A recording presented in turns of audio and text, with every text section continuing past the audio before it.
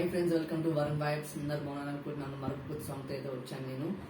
అది కూడా మీ అందరికి ఇష్టమైనదే. యానిమల్ మూవీ నుంచి ఉయ్యాలో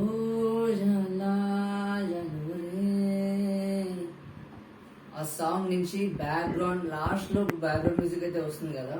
ఆ సాంగ్ అనేది ఇప్పుడు నేను కీబోర్డ్ లో అయితే ప్లే చేస్తాను.